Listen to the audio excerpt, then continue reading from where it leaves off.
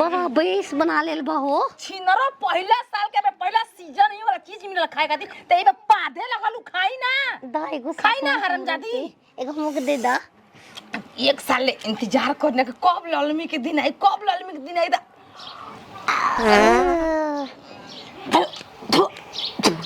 अरे बाप रे बाप ऐसन पदलू के पाप सीधा मुंह में घुसल खाए ना देबू हमरा के 5 मिनट रोजन गैस हमरा में भर गेल बा हम का करी पेट ठोक के जाके खेत में पहले हक के आवरे लेकिन थोड़ा लागबा भूख लागबा हमरा हेले पोय पोय निकलते बा भूखो लाग गइल एगो खिया दो सास में एगो हरामजादी कहीं खा ले चुपचाप आई ठापा जले पूरा जलेबी लेखा निकलता हो अरे छिनरी थरिया में हक हक थरिया में का खाती खाए जगह थोड़े तो का पोय पोय लगले बारू जब देखैलू कुछ खाए चीज बैठ गनी नया नया चीज तो बैठ जरू पोय पाए एगो दिन हम चल जाई पहले हम खाए बड़ बुजुर्ग घर के खा ले कर बाद सब के नया चीज आवेला न सीजनी चीज तब सब के बटाला घर में हमरा घर के बीती दिवैया हो छोटे को हम बानी घर हमार के देव चाहिए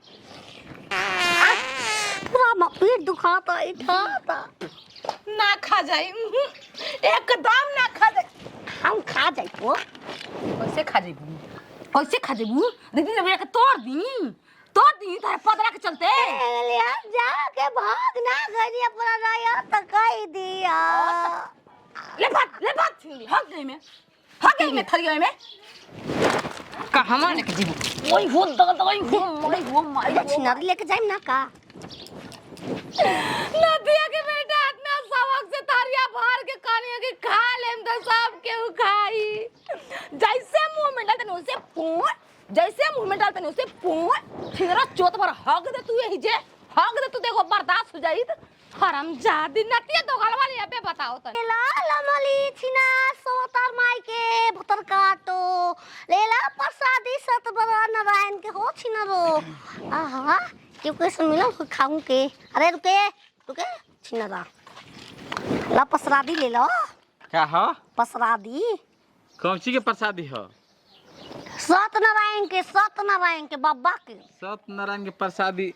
इहे चढ़ेला हां हो ले बा द प्रसादी होता हाथ रख किस लागल छिना कहीं की हम झगड़ा को के लड़ाई को के पूरा राय भत काटियो का गाड़ी दे के मार के के बाद दो तक पादत का बाड़ू देव हो तक देव हो छिना प्रसादी देव तो प्रसादी ल तो होय न देबू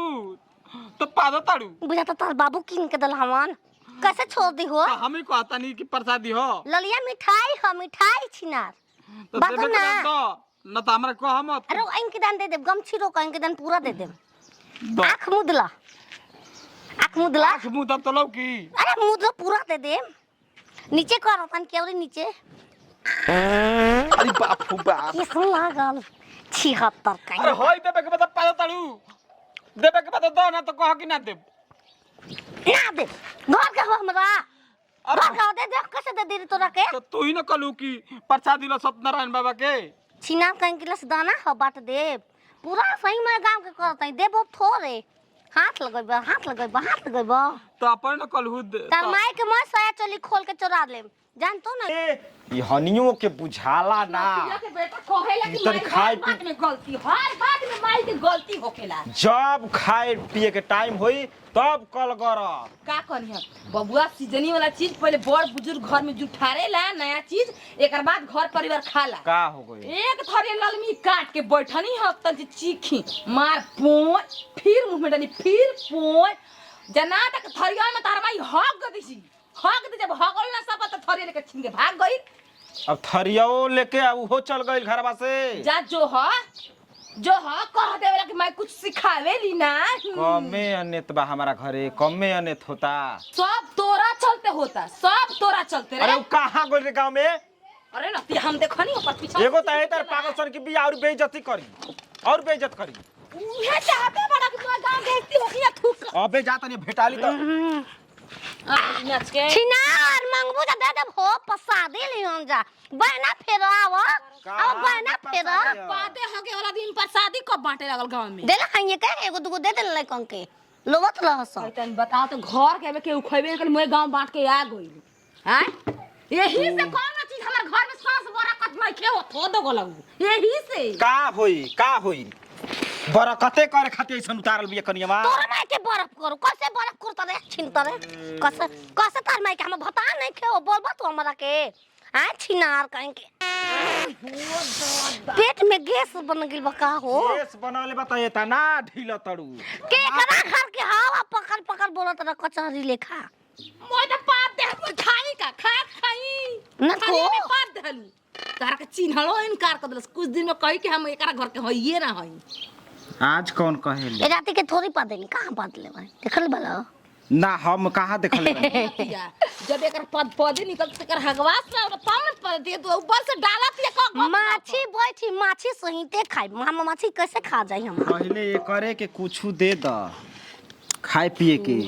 इहे पुरनिया घर के बिया समझ गेलू ना कोनो चीज बिगड़ी ना तो हमरा के मत कहियो जे मैं बिगड़ है बनता मैं गांव जान गइल की ललमी का घरे आइल बा तोरा नहीं के मोलली कस लमली हम घरे आइल बा पूरा गांव टूटल बा लेबे खातिर अरे कहां तका सुनो तड़का भंडारा होता हो सुन का अलगा हो जासा हमारा से अलगा हो जी बस हम कोनो घर के पूजा पाठ कर ले तो चैन से दुआरे डरवार देले आ दूसर सास लिवा दे हम अपन ससुर के बियाह कर ये तर होगे लागी इतना ज्ञानी बियाई अभी तू जानते नहीं मने कह दे ससुर के बियाह कर पड़ी छी ससुर पड़ी छी काहे ना सास ना उतर बालगा जो हम सास ना रही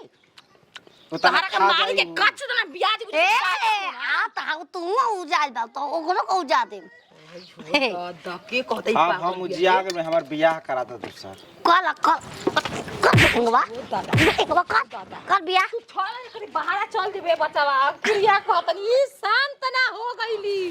त का दस की का माई कलस 6 महीना के हम अब जाए वाला बानी घबरो जन टिकटे तोड़ देव टिकटे छिनरो मैं तो अपना के बटम कच कर जी से जेब जाई तेवे इतना अपना बाप भाई के उजाई के सरवा टिकवा दे सो सारा ठई बढ़िया हो जे मला लगा कि जिंदगी नहीं देखले ना ट्रेन नहीं देखले चल ना जाइब ए तरह जाए के बनारस चल जीबू होने के नहीं जाइब ना आई घपेल ला पहले बढ़िया से तोरा नहीं घपेला तू ही नहीं घपेला कस कहत रे दूसर लिया के अपन पूजा पाठ करब खाइब खात पड़ल का खुद देखो अब हम खेपला करते हैं तो तू पैदल तो हम कुछ कहे नहीं बनाओ तलू इज्जत ना इज्जत बनाओ तलू गांव कुछ कहे नहीं आवाज करेला हम तारी इज्जत लेबे नहीं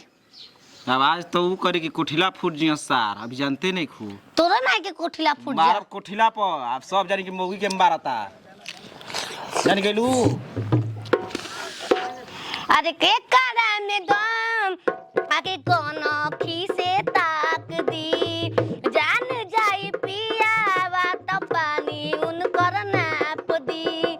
सहब ना के हुओ के बात बड़ी बड़ी केहू के न शासन अब चली घड़ी घड़ी गौवा नगर में सारा कार ए बामल मिल जब हमरो भातार ए बामल हमरा बुझाता कि असो लगन में 4 गो डीजे किनवा के कसवा देवे के पड़ी पिकअप पर सर्वर रजे हो जाई समझ गेलू चल आओ खाए के रहे तो घर में खा ले हनी मैं गांव का घूमे